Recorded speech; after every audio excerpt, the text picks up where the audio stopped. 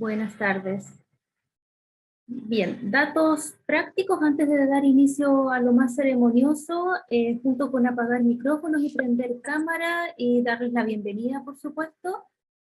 Lo de siempre, para quienes han participado antes con nosotros, poder ir dejando en el chat sus datos, nombre, apellido, a qué institución y o programa pertenecen, si son de la carrera de educación diferencial, del magíster de educación diferencial, o son invitados de alguna carrera amiga o algún programa de posgrado amigo o algún centro de práctica, etcétera, ¿ya? Y correo. Lo más importante también es el correo, porque a través del correo siempre les va a llegar una encuesta de evaluación de esta actividad en los siguientes días. Así que por favor, nombre, apellido, a qué programa pertenecen y correo. Muchas gracias. Le doy el paso ahora a la profesora Nelly Álvarez, que va a estar a cargo de presentar a nuestro invitado el día de hoy.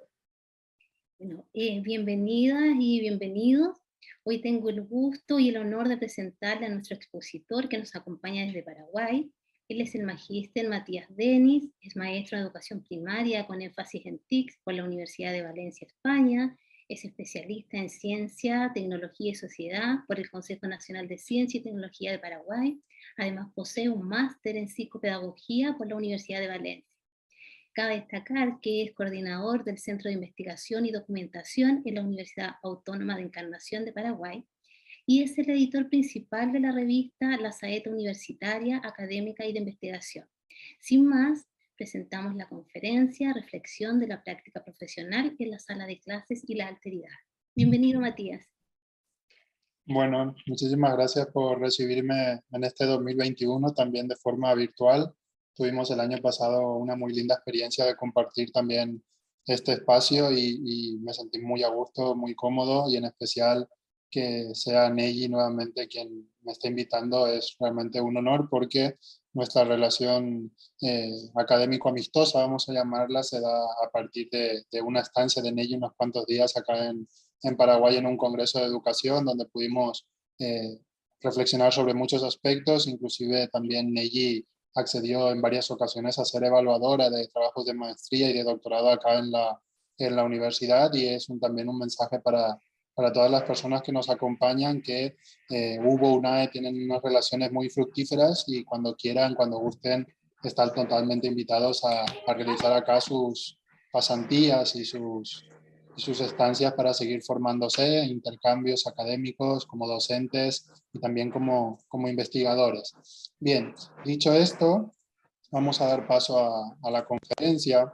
Esta conferencia, esta presentación tiene algunos espacios que son con cierto dinamismo que en un principio podíamos esperar el usar, por ejemplo, el Mentimeter o similares, pero creo que por una cuestión de practicidad también para ustedes va a ser mucho más útil que directamente en el chat, cuando vean alguna pregunta la puedan compartir la respuesta, o si ustedes tienen también alguna pregunta, pueden dejarla en el chat y muy amablemente, muy gustosamente voy a estar dándoles la respuesta, que como van a ver es una respuesta que no son respuestas estancas. La conferencia de hoy, el tema que vamos a tratar hoy, justo nos va a llevar a ver que hay un espacio de incertidumbre en el cual los futuros docentes, psicopedagogos, pedagogos, tenemos que atender siempre de que a veces la respuesta correcta es decir no sé, o a veces la respuesta correcta no existe. Hay respuestas basadas en la experiencia. Por eso, que estamos ya empezando a entrar en hablar sobre la experiencia, ¿verdad?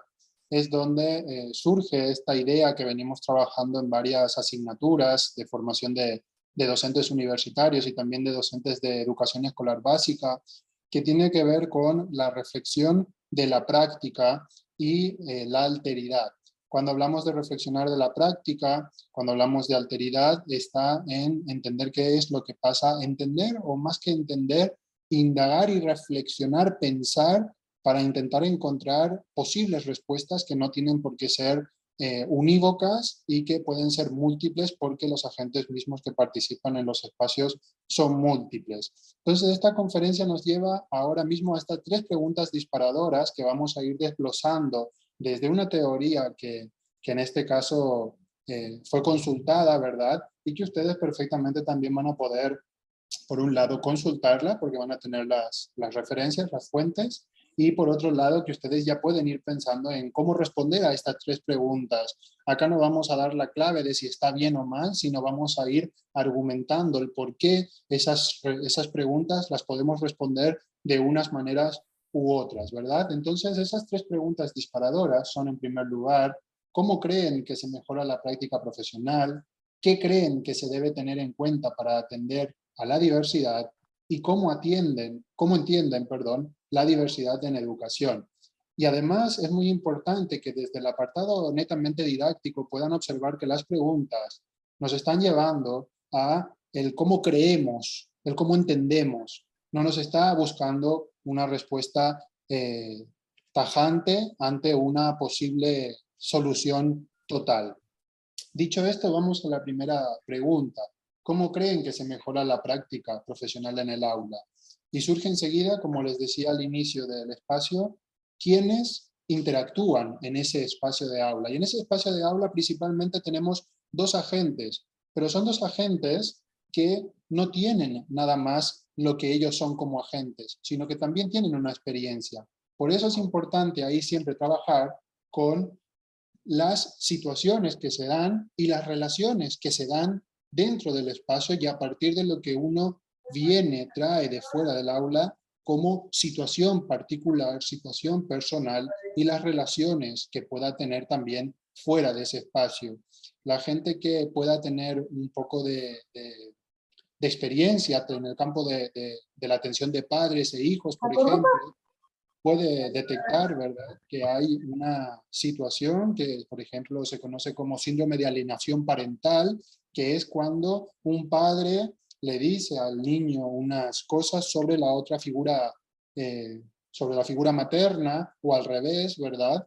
Entonces eso también puede pasar en las salas de clase o, como siempre es lo más habitual, que los niños, las niñas, los docentes, los profesionales, venimos también con unas situaciones externas y unas relaciones que nos pueden generar cierto sesgo. Y ante eso, ¿verdad?, es lo que hay que actuar y reflexionar. Y acá les dejo un autor que es Steenhuis, que si bien se vincula más con la investigación, también creo que es posible aplicarlo en este contexto, como les voy a mostrar a continuación.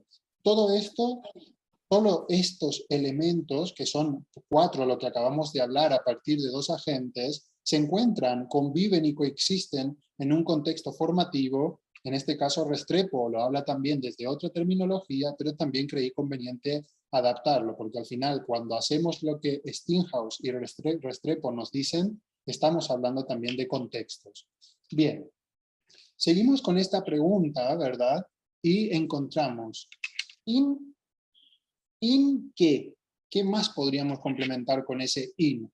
Ese in lo vamos a complementar enseguida, pero lo que sí es importante que tengamos en cuenta es que, aunque acá ponga docentes, realmente es todo profesional tiene que llevar a cabo esa acción que va a suponer el in, que está como cuestionamiento, sobre su práctica. Y también, como estamos en un espacio en el que convivimos y coexistimos con otras figuras, tenemos que llevar a cabo esa acción también sobre el estudiantado. El llevar a cabo esa acción es lo que nos va a permitir observar continuamente nuestra práctica con miras a seguir mejorándola, a seguir transformándola.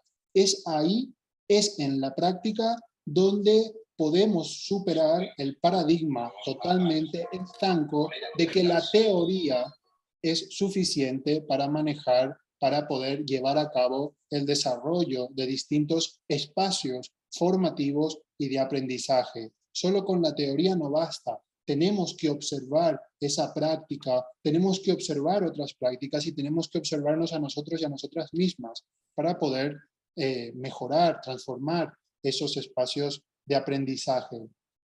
Al observar, no solo basta con observar, también tenemos que empezar a desarrollar, a trabajar nuestra capacidad, nuestra habilidad metacognitiva. Esa capacidad metacognitiva nos permite reflexionar y profundizar en nuestra práctica, siempre con el fin de mejorarla. No solo mejorarla para favorecer el aprendizaje de las demás personas, de la alteridad, sino también para mejorar en nuestro aprendizaje, para que podamos ir creciendo. La metacognición es la habilidad más importante para poder seguir aprendiendo a lo largo del tiempo. Cuando nosotros ejercemos como profesionales, no dejamos de aprender. Seguimos aprendiendo, además de con los cursos, con las capacitaciones y las teorías, seguimos aprendiendo a partir de la práctica, de lo que vemos y de lo que somos capaces de mirarnos, observar sobre nuestra práctica para reflexionar y profundizar.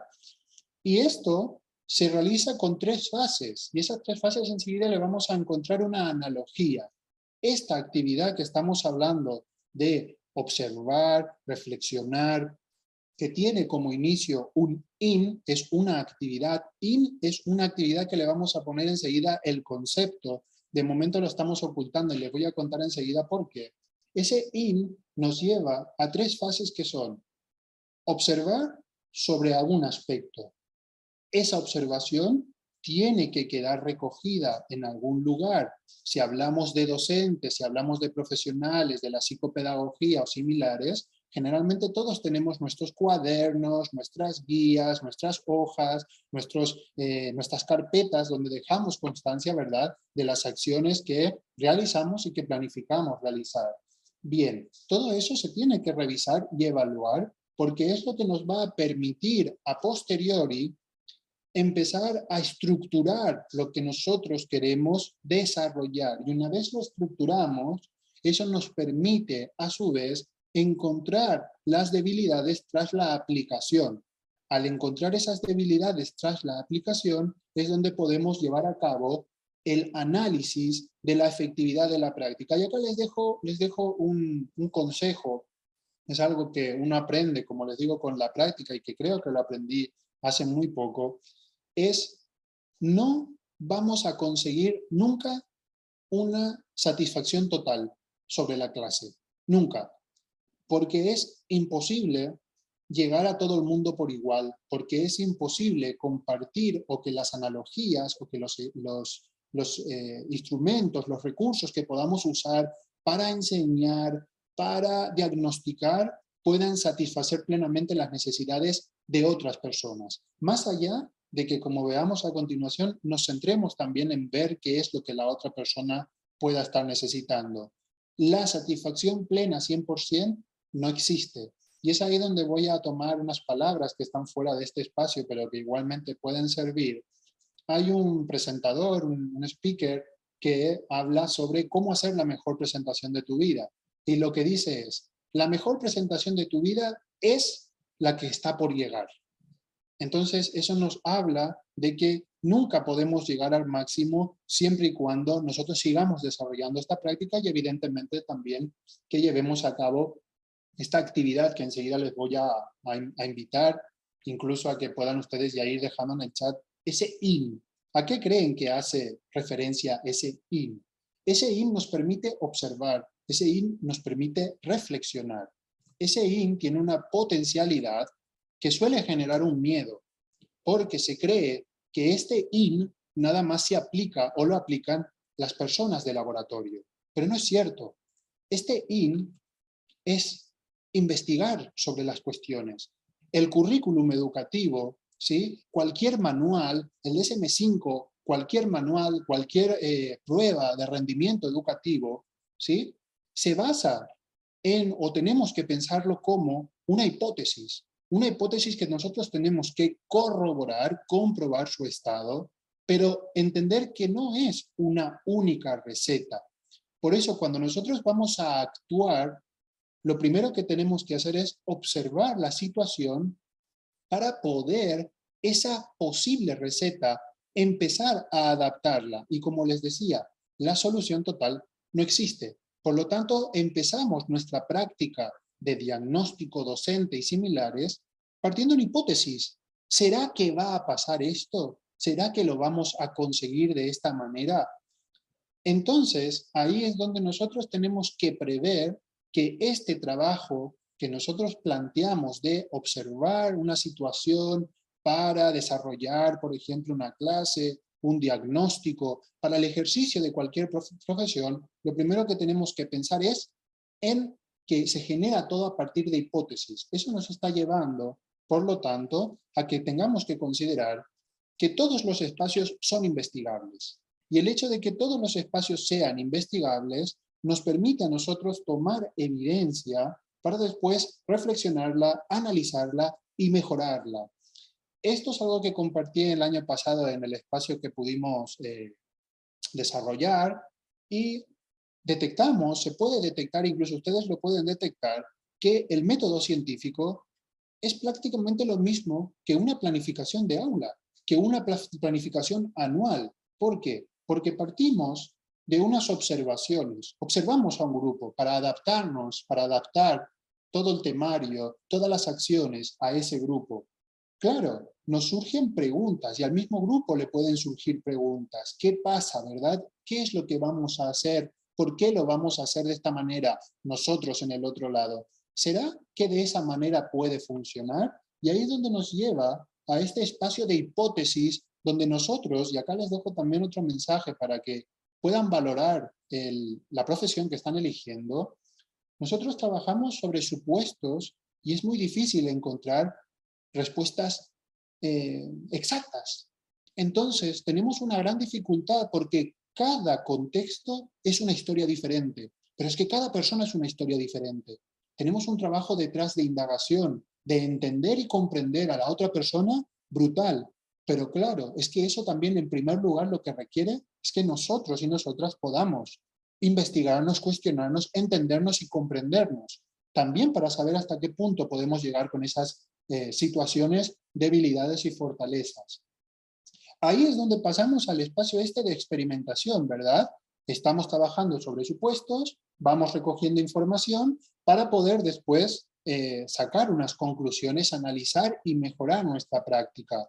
Esto que están viendo como método científico es algo que los educadores también hacemos. Quizás no con el rigor que marcan las ciencias naturales, por ejemplo, pero existen otros métodos de investigación que son sumamente importantes, que nosotros tenemos que desarrollar para poder ir adaptando el aprendizaje a las necesidades de todos nuestros estudiantes. Y acá cuando digo de todos, es de todos, porque inclusive enseguida vamos a ver qué es eso de la diversidad y cómo la podemos ver. ¿Ok? Bien.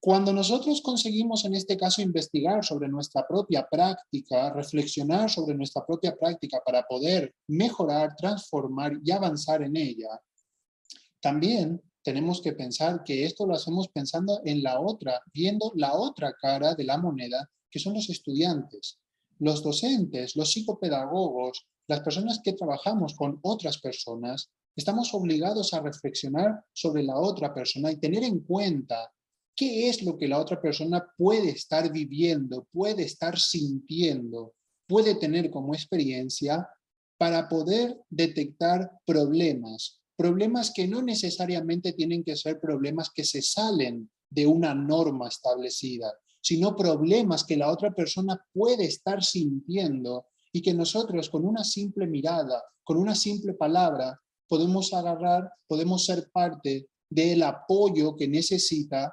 para solucionar ese problema. Por eso muchas veces, y acá les vuelvo a llevar al ámbito de la vida de ustedes seguramente, muchas veces cuando escuchamos, tengo un gran problema, tendemos a decir, pero eso no es tan grave problema. Eso es desvalorizar el sentimiento de la otra persona. Y eso no lo podemos hacer, eso tenemos que evitarlo. La otra persona tiene un problema, nosotros tenemos que reflexionar al respecto de cuál puede ser el otro problema. Y no es una cuestión fácil, inclusive yo les estoy hablando ahora de esto, que es una literatura que ya tengo en cierta parte dominada, y diariamente soy capaz de cometer el mismo error de que alguien me diga, tengo un problema y yo no ver. Claro, eso es una cuestión que también hace que yo como profesional tenga que volver a repensar mi práctica, porque estoy ya dominando una cuestión, pero capaz no la estoy sabiendo aplicar. Y es ahí donde hace que esa investigación que hagamos interna nos permite el ir mejorando nuestra práctica. En este caso, ser conscientes, no solo ya como profesionales inclusive, sino como propias personas que somos en primer lugar.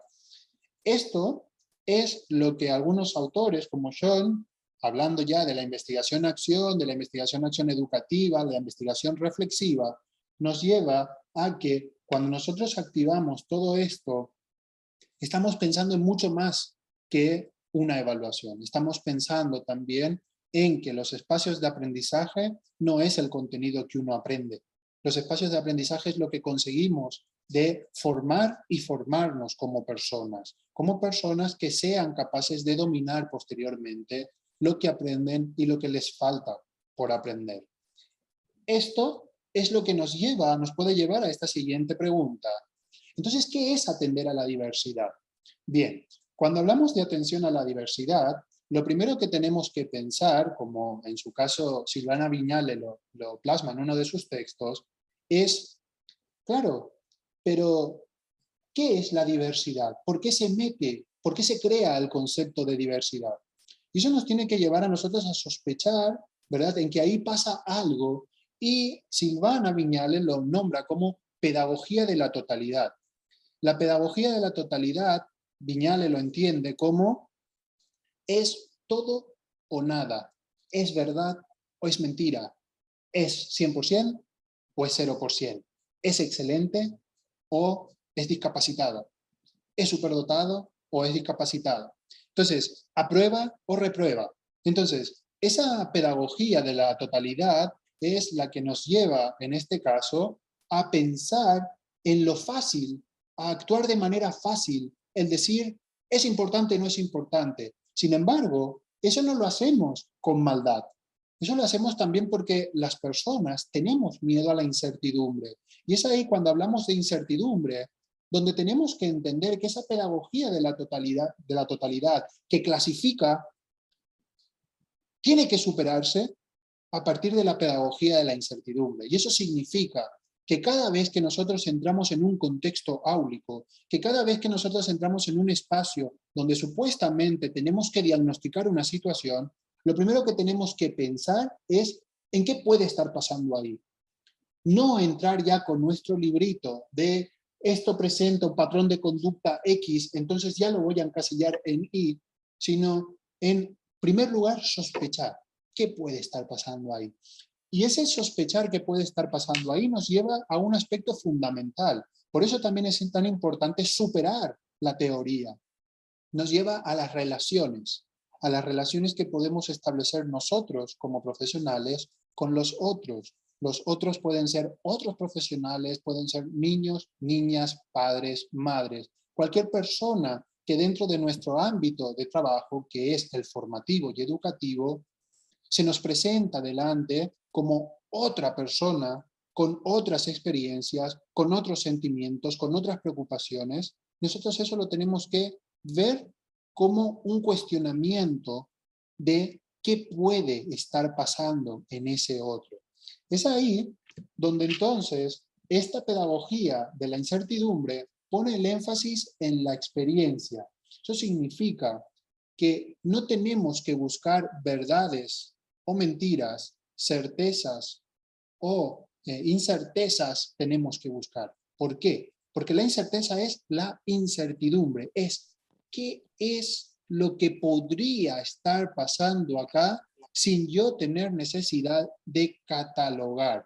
A partir de ese punto de incertidumbre, de incerteza, es donde la relación que podamos generar con la otra persona, con la alteridad, nos va a permitir transformar el espacio, incluso transformar la relación. Y acá también les dejo otro consejo.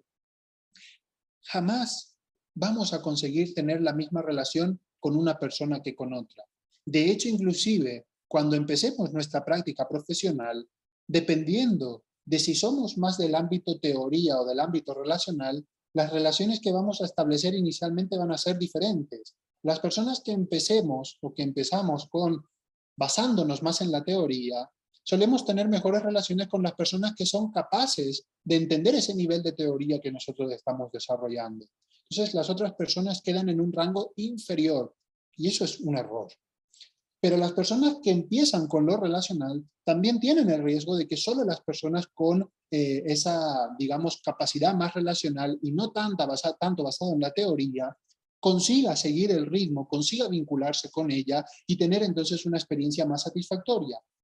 Eso nosotros somos capaces de equilibrarlo conforme vamos ganando experiencias y vamos viendo también las experiencias de los demás. Por eso siempre es importante analizar la otredad sin caer en prejuicios, sin caer en ideas estancas, siempre teniendo incertidumbre porque al final cada sujeto, cada persona es diferente. Ahí es donde nos está llevando a que Contreras, por ejemplo, nos diga, es que no hay dos personas iguales. Por lo tanto, debemos pensar en que atender a la diversidad, si bien generalmente fue catalogado, fue trabajado como un atender a las personas que se salen de la normalidad, atender a personas que presentan ciertos patrones de conducta fuera de lo que es socialmente establecido o convenido, atender a la diversidad tiene que ser mucho más que eso. Porque atender a la diversidad lo que implica es que todas las personas somos diversas. Entonces todas las personas tenemos nosotros, cada persona por sí misma, algo que aportar al mundo. Y tenemos nosotros como otros ponernos en los ojos de no catalogar y de pensar siempre, ¿qué puede haber ahí detrás? ¿Cómo tengo que entender a la otra persona? ¿Cómo tengo que respetarla? ¿Cómo tengo que valorarla? ¿Cómo tengo que sentirla? Y eso va a hacer también que la otra persona nos pueda sentir a nosotros de una manera u otra. Si pensamos en el ámbito más de diagnóstico, ¿verdad? Todos sabemos que existen distintos manuales, que todo está estudiado, que el síndrome de Down es X, que el trastorno del espectro autista es Y. Todo eso ya lo sabemos, pero también tenemos que estudiar qué es lo que puede haber detrás de esa categoría. Y detrás de esa categoría, por ejemplo, de un niño o una niña con trastorno del espectro autista, el otro día veía un documental de una nena que es activista por el medio ambiente sueca, ¿verdad? ¿Qué es lo que puede haber detrás de esa etiqueta de espectro autista?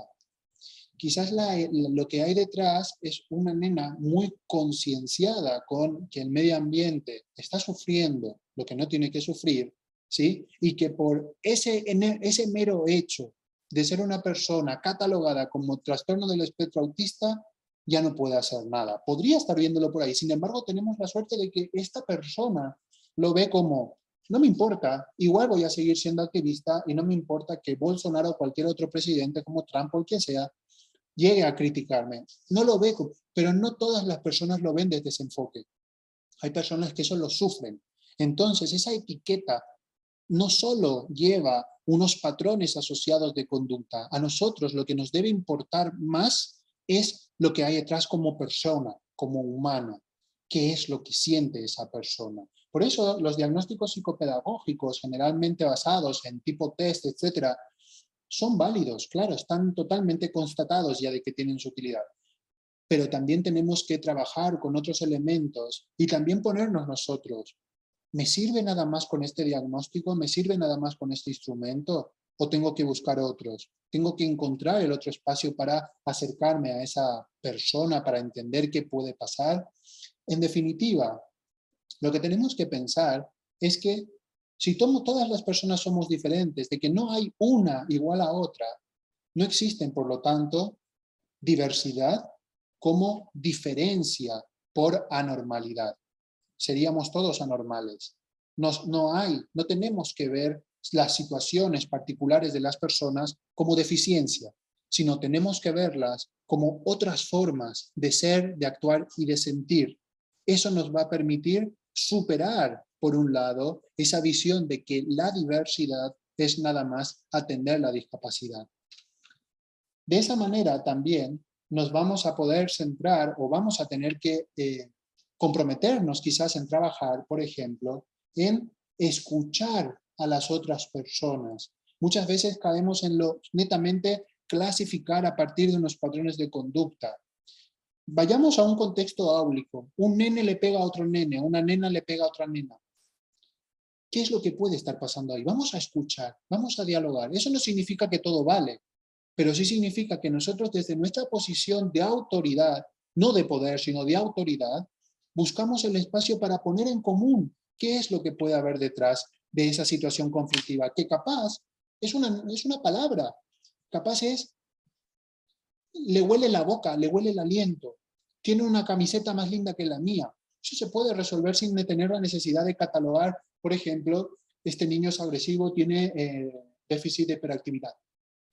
Muchas veces llegamos a eso de manera taxativa. Incluso les voy a dejar otro consejo. Cuando nosotros acabamos de salir al mercado laboral, sobre todo, lo primero que hacemos es echar mano de la teoría. ¿Por qué? Porque es lo que tenemos palpable, es lo que tenemos fresquito. Sin embargo, ahí es cuando me recuerdo muy bien que un profesor me dijo, claro, Matías, es que tú te basas como Sancho Panza en todo lo que tiene que ser aquí y ahora, porque está escrito. Esa escritura tenemos que abrirla. Y ese abrir la escritura es lo que nos va a permitir trabajar con nuestra experiencia y sentir de una manera diferente. Entonces, al querer escuchar a la otra persona, a la alteridad, tenemos que generar espacios en que nos podamos encontrar con otras personas. Y cuando nosotros nos encontramos, ¿sí?, también tenemos que dejarnos tocar. Es decir, que la otra persona vea lo que nosotros queremos hacer con transparencia, vea lo que nosotros seamos. Por eso muchas veces, cuando se habla en el contexto áulico, no somos amigos, fuera del contexto áulico nos podemos comportar de otra manera. En realidad, tenemos que trabajar por generar ese lazo en que no es que nos comportemos de distinta manera en el contexto áulico, sino que sepamos, nos comprometamos con asumir nuestros roles en el contexto áulico y fuera del contexto áulico. Siempre respetándonos, sabiendo cuál es el rol de cada una de las personas, igualmente podemos dejarnos tocar sin, como se suele decir, le di la mano y me llegaron hasta el hombro. Entonces, para eso tenemos que generar esos espacios de encuentro personal que nos permitan no solo ver la subjetividad y la alteridad, sino también comprender que estamos en un contexto, que estamos en unos espacios donde se generan distintas sinergias y a veces son de forma positiva, de forma negativa, se genera esa interdependencia. Por ejemplo, estamos en un grupo, nos llevamos muy bien con un grupo de estudiantes, pero cuando de repente se juntan con el resto de grupos, todo se transforma. Claro, ahí se empiezan a generar movimientos, sinergias entre los estudiantes, entre las formas de actuar, entre las singularidades, que eso nosotros tenemos que estudiarlo para también saber cómo podemos actuar. Y evidentemente, al dejarnos nosotros tocar, los estudiantes también, los estudiantes quiero decirles que son muy inteligentes porque saben muy bien hasta dónde pueden llegar. Eso lo dominan a partir de lo que nosotros nos dejamos. Cuando nosotros somos estructuras que no nos dejamos tocar por las demás personas, es ahí donde se generan esos conflictos y donde cada vez la tensión sube y lo más importante entonces es catalogar porque tengo miedo a perder la autoridad, por ejemplo. Y la autoridad en realidad se fomenta a partir de esas relaciones y experiencias que se van generando en el contexto. Por eso, también cuando nosotros estamos en esta situación de atender a lo que es la diversidad, tenemos que pensar en nosotros, cómo estamos mirando eso. Nosotros tenemos que pensar en que también tenemos nuestra experiencia, en que hoy, miércoles 24 de noviembre, la situación en la que estamos compartiendo es diferente a la que podría ser mañana. Entonces, las sinergias o los diálogos que se puedan dar dentro de un momento pueden ser también diferentes. Hoy está más serio, hoy no le hablo, hoy está más agradable, hoy sí le hablo. ¿Por qué no me hablan? ¿Por qué no me escriben? ¿Por qué no interactúan conmigo por el chat, habilitan su micrófono, levantan la mano? Yo tengo que mirar qué es lo que puedo estar haciendo. En este caso, por ejemplo, estamos haciendo una intervención totalmente expositiva que no acredita este espacio de diálogo. Sin embargo, ahí están las preguntas disparadoras que espero que después las podamos aprovechar. Por último, hay que percibir también lo que la otra persona nos puede ofrecer. No ofrecer como beneficio para algo, sino ofrecer desde lo que la otra persona en sí es. Cuando la otra persona es de una manera, a nosotros nos enseña algo al respecto. Nosotros eso lo tenemos que aprovechar para también hacerle saber, entendemos tu singularidad y generamos contigo este espacio para que realmente puedas sentirte reconocido. No te preocupes, te podemos reconocer. Eso también, vuelvo a decir, no significa que todo vale. Entonces acá la pregunta que podría surgir es, ¿dónde están los límites? Esos límites hay que ir también tocándolos y dejándolos para que sean algunas veces más flexibles y más rigurosos. Como les dije anteriormente, la solución exacta no existe. Hay que ir probando, porque cada grupo es un misterio, un nivel diferente. Esto, si nos vamos a ya una de las últimas preguntas, en este caso estamos hablando de qué se debe tener en cuenta para atender a la diversidad. Max Van Manen habla del tacto pedagógico. Les recomiendo leer al respecto del tacto pedagógico porque creo que les va a servir inclusive para los espacios de la vida cotidiana, el estar en casa, el estar en un grupo de amigos, el tacto ahí también puede influir. Este tacto pedagógico, lo que Van Manen resume es que estamos abiertos a las experiencias, no hay un librito ya cerrado, por lo tanto, estamos en la incertidumbre constante, en las hipótesis constantes, tenemos que estar analizando todo ese contexto, porque a veces tenemos que darnos cuenta de que lo mejor para actuar sobre algo es no actuar. A veces, o tendemos los humanos siempre a cuando hay un problema dar una respuesta, y a veces nada más tenemos que escuchar, acompañar con una escucha activa. Entonces, ahí es donde también podemos llegar a algo más profundo, que es, esta persona me está explicando lo que está teniendo como problema. ¿Cómo lo está viendo? Comprender ese cómo lo está viendo es sumamente importante para poder, en este caso, atender a lo que es como otra persona. Y eso también nos permite, aunque sea una paradoja, que lo que es incierto, al mismo tiempo nos da seguridad. ¿Por qué? Supongamos que somos de las personas que nos basamos netamente en la teoría. Cuando no me acuerdo de la teoría, no me acuerdo. Y ahí entro en un espacio de problema. Sin embargo, al saber que todo el ámbito educativo y que todo el proceso educativo de atención a la diversidad puede salir disparado por cualquier lugar, hay una situación de tranquilidad, porque lo que venga lo vamos a experimentar y lo vamos a vivir para encontrar o no soluciones instantáneas o que necesiten un tiempo para ser resueltas. Y a veces ser resuelta es darse cuenta de que no lo podemos resolver. Entonces, atendiendo a todos estos enfoques que estamos hablando de reflexionar sobre nuestra práctica para generar unos espacios de aprendizaje que permitan entender a la diversidad a partir del mirarnos a nosotros, reflexionar sobre nosotros en nuestra práctica, trabajar sobre nosotros y sobre las demás personas, como les decía, investigar en la doble cara, nos puede llevar a tener todas estas soluciones que, como pueden observar, se trata de respetar a la otredad, de proteger el miedo. El miedo, los niños y las niñas, las personas, muchas veces no actuamos por miedo. Evitar los dolores que genera el no actuar o el tener que aguantar unas acciones en las cuales nosotros no estamos de acuerdo. Eso es importante. Y el espacio este de reflexionar y reflexionarnos nos permite curar la situación, avanzar en lo que es bueno, potenciar eso. ¿Cómo potenciamos eso? Atendiendo a que hay unas otredades, somos nosotros también unos otros, con unas situaciones que tenemos que ir resolviendo en contacto con los demás. Y por último también, este tacto pedagógico nos permite afirmar que la otra persona existe, pertenece a un grupo. Para que podamos ir cerrando todo esto, vamos a la tercera pregunta y última, que es, ¿cómo entendemos entonces la diversidad en educación? Y les quiero compartir un vídeo, son 5 minutos de vídeo aproximadamente, tengo acá el enlace para compartirles también antes de que finalice la sesión, y ese documental está también en un libro escrito, que es un poco largo, pero creo que también les puede interesar por lo menos hojearlo. Y les voy a mostrar este vídeo que me parece sumamente interesante. Como les decía, dura unos 5 minutitos. A ver, voy a dejar de esto, un momentito. Voy a compartir la pantalla. Eso es. Acá está el vídeo. Ok. Y ahí les vuelvo a compartir la pantalla. Muy bien. Enseguida les pongo el audio y se lo pueden confirmar también si escuchan el audio del vídeo. Un momentito. A ver, era compartir pantalla, compartir sonido. Está ok. Están viendo el vídeo y ahora va a salir el audio. Me confirman si lo escuchan. Veo a Carolina Soto con su cámara. Entonces, Carolina, si escucha el audio, me puede hacer así. Así.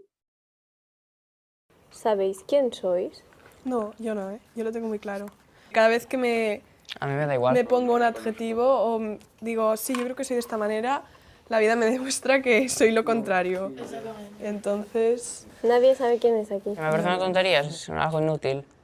¿No tiene utilidad conocerte? No. Es que tenéis que dejar de pensar en... No sé, a mí me parece muy esotérico esto de... formas puras de una persona y esas cosas. No, somos unos cachos de carne Patas. con influencias de los demás, ya está. Yo también lo pensaba, pero a partir de venir aquí, o sea, estoy empezando a ver las cosas de una manera más Y si hubieras empezado espiritual. aquí y luego hubieras pensado como yo, igual te hubieras quedado como yo. Esto es simple. Sí, Cuando no sabes lo que quieres, te acaba influyendo lo último que has visto. bueno, yo tampoco me considero una persona muy influenciable. El por eso, problema, pero... el problema es que tú estás así y ella está así. Ah, Sí. ella puede que sí, tú también y yo no. Esto es muy... Te haces tú el papel este de que te estamos víctima. atacando No, todos pero te y pone nadie nervioso. va contra ti. Pero pone nervioso. No, es que siempre estás nervioso. Es que actúas de las como una mismas altas. Podemos dejar ese tema, por favor. ¿Ves cómo está nervioso? Si te molesta, sí. Hay que relajarse, haz meditación. Podría decir lo que quiero de ti, si tú no quieres no me escuches, pero yo lo puedo decir. Ella es ¿Qué es un simplemente desafío? ¿Esto es un desafío? No es un desafío. A ver quién la dice más gorda. opinando. Nosotros estamos opinando, así de simple. Déjame en paz. Has dicho que nosotros... Ya ha contestado. No, en serio. Contesta. Ya basta. Ey, tú te estás buscando una hostia, en serio. Dos. Tú estás muy machito, ¿no? Hoy.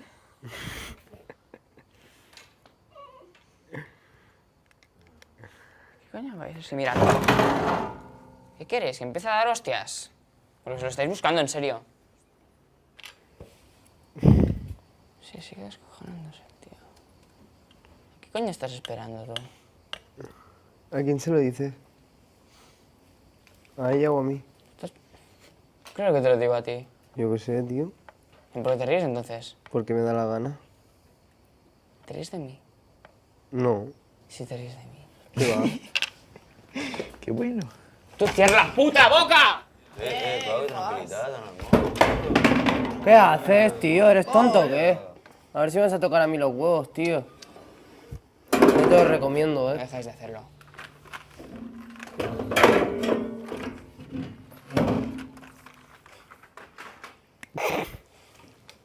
Me sigue el tío. ¿Vosotros qué es lo que queréis?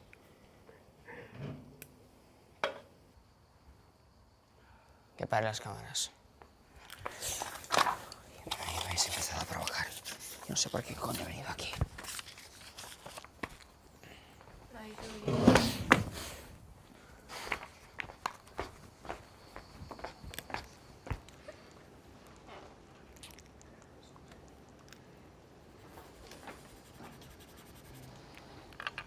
Vaya personaje.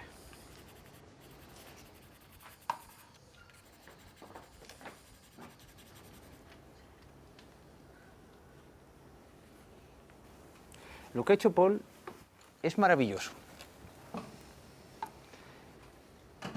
Explícate para que lo yo pueda entender. No, yo constato, a lo mejor tenéis que explicar vosotros. Yo creo que como ha empezado ya mal y se ha dado cuenta, lo que pasa es que no ha querido reconocer que se había equivocado. Entonces ha dicho, sigo hasta el final. Ajá. Y me Yo voy. creo. Sí. Y Porque por lo menos es para no fiel a su afrontar- personaje. Sí, para no y afrontar la situación, pues ahí... se mantiene en esa postura. Ha sido coherente. Sí, sí, sí. Estoy orgulloso, no sé. ¿Puedo salir un momento? Claro.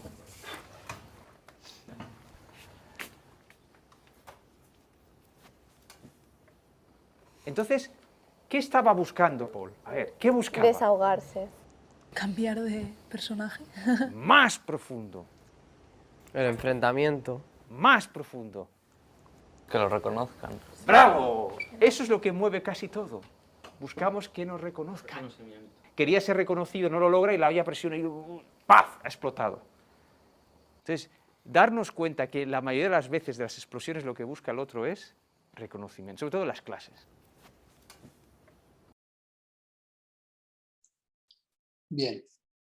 Este vídeo creo que es un reflejo de lo que veníamos hablando hasta el momento, ¿verdad? Y se manifiesta en muchos espacios y en muchas situaciones, inclusive en lo que netamente nosotros podemos entender, como habitualmente se viene entendiendo, la atención a la discapacidad. La discapacidad también busca su reconocimiento y nosotros tenemos que tener ese enfoque, ese ojo de mirar qué es lo que la otra persona puede sentir cuando se la etiqueta con una discapacidad, porque en realidad detrás de esa persona lo que hay es una persona singular, con sus sentimientos, con su forma de entender, con su forma de sentir, con su forma de expresarse. Por eso les recomiendo mucho que puedan leer a Van Manen, porque nos habla, por ejemplo, de lo que tenemos, lo que podemos hablar, lo que podemos estar en silencio, lo que puede generar eso también, lo que genera la mirada, el gesto, lo que genera el ambiente y también lo que genera el ejemplo. Y acá en este espacio, sobre todo en ese último espacio, les voy a decir, cuando ustedes sean profesionales sobre todo, pero también ya como personas que tienen su conjunto social, sus espacios, sus relaciones, sus familias, ese es el punto más complicado que nosotros tenemos. Trabajar con el ejemplo, tener tacto con el ejemplo. No es imposible, es sumamente complicado y para eso tenemos que reflexionarnos día tras día, momento tras momento, en lo que hacemos en nuestra aula y en nuestro espacio. Eso es todo lo que quería compartir hoy con ustedes. Espero que con este espacio, que lo compartieron conmigo, para mí es un gusto y un honor, tengan un nuevo comienzo con esto de qué es atender a la diversidad y también qué es investigar en el aula, en el espacio educativo y formativo. Muchas gracias. Muchas gracias, Matías. No sé si hay alguna pregunta en el chat, no hay nada, pero también damos el espacio para que puedan activar los micrófonos y dejar sus comentarios. Ahí hay un aplauso. ¿Algún comentario, alguna pregunta, consulta que le quieran hacer a Matías? Aprovechar ahora este espacio. Por interno me estaban preguntando si podías dejar, Matías, el link que mostraste del video y de la bibliografía que presentaste. Ahora voy a compartir el video y también el libro, incluso la presentación. El libro. Ahora la puedo pasar. Sí, enseguida. Perfecto, perfecto.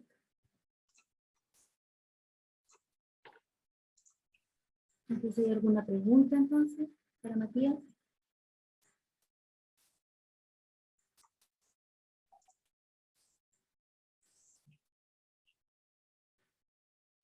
Ahí hay una. Pregunta Claudia. La voy a leer en voz alta, independiente que Matías la pueda leer, para que también quede registrado en la grabación, ¿ya? ¿Cómo podemos nosotros, como futuros docentes, detectar, por ejemplo, lo que le sucede al adolescente dentro del aula y no caer en la categorización de ese estudiante? Porque al principio de nuestras prácticas siempre nos basamos en las teorías, pero en un aula real la práctica es muy diferente. Muy buena pregunta, muy buena apreciación. Y ahí vamos a hablar desde la experiencia, porque es justo lo que estábamos diciendo, ¿verdad? La forma en la que podemos tener esa aproximación al estudiante es diversa. Cada uno tendría que experimentarla. Acá yo les voy a hablar de lo que generalmente mi ejemplo o mi forma de trabajar parte a partir de cómo un docente, me acuerdo perfectamente, de ética, ¿sí? Me llamó la atención en su momento y me dijo, oye, que aquí no estamos para reírnos de la clase ni para reírte de mí. Y con toda la valentía del mundo y con todo el respeto, yo le dije, yo quiero hablar contigo cuando termine la clase. Pudimos hablar y nos pudimos encontrar. Y ahí fue cuando él me dijo, entiendo cuál es tu situación, y yo le pude decir, entiendo que mi forma de comportamiento podía generar una especie de descontrol dentro del aula y que vos tenías que mostrar tu autoridad, ¿cierto? Entonces, ¿cómo podemos detectar eso? En realidad nosotros tenemos que mostrar siempre la total apertura. Repito, apertura o por lo menos es lo que yo intento, no siempre lo logro, también lo tengo que decir, lograr esa apertura no significa que todo vale, que todo puede pasar por encima. También hay que saber poner los límites y saber cuándo poner esos límites. No hay una clave, incluso depende de cómo nosotros tenemos el día. Nosotros tenemos un día muy alegre y podemos tener un rango muy alto de límite para sostener esa situación que puede estar generando una singularidad por un hecho X. Otros días podemos tenerlo menos. Lo que sí que, otro consejo, cuando ustedes crean que se están equivocando en algo, vayan a buscar a esa persona y hablen con ella. Y díganle, yo me equivoqué acá, lo siento. Porque la otra persona al escuchar eso, generalmente suele también decir, yo me equivoqué también. Que como van a poder ver en el documental, que ahora mismo les paso el enlace, son cosas que suelen pasar. Lo que pasa es que sospechamos los profesionales, no, eso no va a pasar. Sí pasa, hay que esperar que pase. Y si no pasa, tenemos que pensar por qué puede no haber pasado. Esa sería mi respuesta desde la experiencia. Matías, desde lo que tú mencionas, a mí me surge una reflexión que también te la comparto, y un poco desde la realidad que estamos viviendo actualmente, desde la virtualidad, que cada vez es menos, por lo menos en nuestro país cada vez es menos, ya prácticamente todas las instituciones educativas están con presencialidad. Pero, ¿cómo poder generar no me acuerdo la palabra que utilizaste, pero este encuentro quizás de alteridades con el otro a través de una pantalla? ¿Has tenido la posibilidad de revisar algo, de conversarlo? Bien. Acá, por ejemplo, en ese espacio, sí, es algo muy interesante y realmente todavía no leí, no tengo el fundamento, no tengo la teoría, pero lo que se me ocurrió fue, por ejemplo, nosotros mientras estamos en la virtualidad tenemos que habilitar todas las clases un cuestionario que en teoría es para comprobar que hubo un afianzamiento de lo que pasó en clase. Hubo en una clase concreta, que de hecho son formadores, están a punto de egresar como profesores, en que estábamos viniendo una semana a clase, otra clase no, tal, y bueno, la asistencia era muy baja, tanto presencial como virtual, ¿verdad? Y les quise escuchar. Entonces ese cuestionario, en lugar de poner qué es lo que habíamos aprendido en clase, les dije, como además esto es anónimo, se puede anonimizar, digan lo que quieran. La pregunta que yo les voy a hacer es, ¿qué es lo que ustedes están sintiendo para no querer participar en las clases? ¿Qué es lo que ustedes consideran que se tiene que hacer para que ustedes participen y aprovechen este espacio? Tengan en cuenta que ustedes son el futuro de mañana, que van a formar al futuro de pasado mañana. Y ahí los estudiantes lo que dejaron, porque analicé esas devoluciones, lo que dejaron es, por ejemplo, que sentían una imposición de la institución ante el tener que venir, cuando sabían de la realidad de muchas de las docentes, de las futuras docentes, que era, no nos podemos desplazar porque el colectivo universitario no pasa. Entonces tenemos que invertir en una gasolina que es mucho más cara que el colectivo universitario, ¿verdad? Y entonces a partir de ahí, ese dato, por ejemplo, lo podemos compartir con la dirección de la institución para que diga, bueno, está. Pero también ahí entra la duda, ¿verdad?, de que cuando se encontró una solución, igualmente hubo cierta dejadez. Y esa dejadez uno puede pensar, claro, pero esa dejadez se da porque no quieren aprender. Y en realidad habría que ver si es que ellas no están queriendo aprender, o es que la situación ya les desgastó y tenemos que encontrar entonces otra manera, que a día de hoy les puedo asegurar, con ese grupo yo no lo estoy encontrando. Inclusive les digo algo, la semana que viene es la última clase y realmente yo quiero ya que llegue esa última clase para poder ya despegarnos, porque conmigo y yo con ellas no estoy logrando avanzar en esa relación pedagógica con la alteridad. Y es importante también lo que mencionas, reconocer cuando ese feeling no se da, ¿no? Tampoco forzar el que terminemos siendo para los estudiantes el mejor profesor, ni yo forzarme como estudiante a ser el mejor estudiante frente a la mirada del profesor, ¿no? Hay veces en que los feelings, tal como tú lo mencionas, no se dan, pero eso no significa que uno tiene que bajar la guardia en cuanto a la calidad de lo que está enseñando, ¿cierto? Ni tampoco los estudiantes bajar la guardia de la calidad de lo que quieren aprender también. De hecho, De hecho, y esto también les voy a hablar desde mi propia experiencia, con el docente que no tuve feeling en el año 2021, voy a empezar a tener feeling con él seguramente en el 2023 o 2024, porque me voy a encontrar a alguien peor o a alguien mejor que me va a hacer acordar de él y yo aprovechar esa situación para seguir aprendiendo. Y eso pasa. Les cuento una anécdota. Me dieron una vez en primero de maestro de educación primaria, acabadito de entrar a la universidad, un libro así. Un libro que además valía unos $50. Y yo dije, yo esto no me lo voy a leer, y encima en aquel momento eran vacas flacas en España, que es donde yo estudiaba, ¿verdad? Y 5 años después le escribí al docente para que viniera a Paraguay a dar una clase, a dar unas clases en el doctorado, porque me acordaba de lo bueno que era, pero en su momento a mí no me había generado ningún feeling. Hoy en día es un amigo más que la academia, por suerte, me pudo dar. Entonces pasaron 5 o 6 años, le escribí y él me dijo, ya me acuerdo de vos, vos eras aquel alto larguirucho que no quería comprarse el libro. ¿Cierto? No quería, pero al final lo compré y mira, hoy estás aquí. Son espacios diferentes, son momentos de aprendizaje diferentes también. Lo vamos cambiando también y evolucionando. Vanessa ha levantado la mano. No sé si quiere escribir o activar. Ahí activo el micrófono. Vanessa.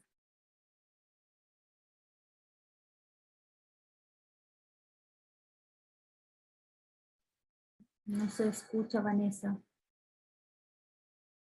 Creo que tiene el micrófono activado, pero no se escucha. ¿Ahí sí? Ahí sí. Ya. Buenas tardes, Carolina, Matías. Quería contarles mi experiencia.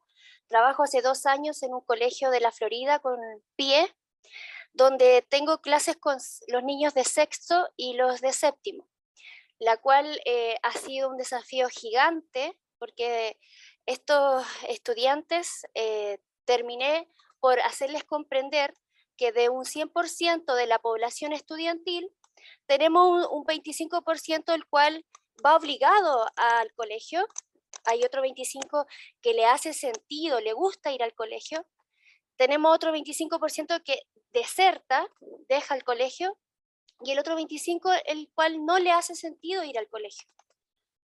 Pero lo que más tuve que trabajar para que pudiesen comprender y participar dentro de mis clases fue esa tira y afloja, el cual no fui de manera autoritaria, que tenía que ser poco menos una carabinera dentro de las salas para decirle tienen que hacer esto porque yo soy el profesor. Siempre fui cuidadosa con el manejo de los contenidos y siempre intentando buscar el interés de ellos para que pudiesen entrar a mi clase y pudiesen participar. Pero siempre manejé eso como, está bien, si a ti no te interesa, te lo respeto, pero solo te pido que prestes atención y no interrumpas la clase. Pero fue después que en este periodo de noviembre-diciembre, ya ahora todos participan. Me pueden preguntar qué hice, no lo sé, pero fue, yo creo que graduar la forma de integrarlos a la clase. Eso, gracias. Súper bien. Desde lo que acabamos de hablar, por ejemplo, yo veo ahí que usted controló mucho el habla, el diálogo, el discurso, lo que nosotros podemos decir, ¿verdad? Por ejemplo, cuando usted dice, si no te interesa, igualmente presta atención, porque también hay que evitar la molestia a quien sí le puede estar interesando. Entonces eso ya genera una responsabilidad colectiva de, bueno, capaz yo no, pero respeto al otro. Y al final también cuando vemos que, sobre todo una cosa que ponía ahí es el ejemplo, cuando vemos que hay personas que van creciendo, ¿quién no quiere crecer? Es innato el querer crecer, el querer aprender, el querer aportar, el querer sentirse protagonista, el ser reconocido. Entonces, capaz esa situación que usted pudo dominar, así como nos comenta desde el habla, puede haber generado ese efecto positivo en el resto del grupo, incluso tarde, porque usted mismo lo dijo, en noviembre, diciembre estamos empezando con esa situación. ¿Y qué pasa? No pasa nada, se llevan una competencia para la vida, que es respetar a los demás y saber que yo también puedo si me pongo a hacerlo. Me parece fantástica la experiencia, Vanessa. Gracias. Creo que de lo que dice Vanessa y de la devolución que tú le has dado, Matías, como que la frase que inmediatamente se me viene es lo que nuestro querido Humberto Maturana siempre decía, ¿no? Legitimar al otro como un legítimo otro, reconocerlo desde desde lo que es, ¿no? Desde esta característica más amorosa y no solamente como un estudiante, un número, una matrícula más, ¿no? Como es lo que inmediatamente se me recuerda, ¿cierto? Porque así también nos legitimamos nosotros como profesores, como yo siempre he dicho, y a veces le digo a mis estudiantes que en mi caso yo no soy profesora, yo soy psicóloga, pero esta frase de soy psicóloga, no, yo trabajo de eso, lo estudié, pero yo soy otras cosas más, ¿no? Entonces eso también es importante que ellos lo vivencien también como estudiantes y como seres humanos finalmente. No sé si hay en el chat, no hay más preguntas, solamente el comentario de Claudia, que de esta sensación de que quizás lo virtual cortó ese vínculo entre el docente y los alumnos, y algo muy importante, entre los mismos alumnos, y hasta dónde también nosotros como docentes nos debemos hacer cargo de ayudarles a ellos también a retomar esos vínculos o incluso a formarlos, porque hay muchos estudiantes que entraron al mundo educativo, al sistema educativo, sin conocerse, ya llevan un par de años sin conocerse aún presencialmente. También es un trabajo que creo que nosotros debemos fomentar.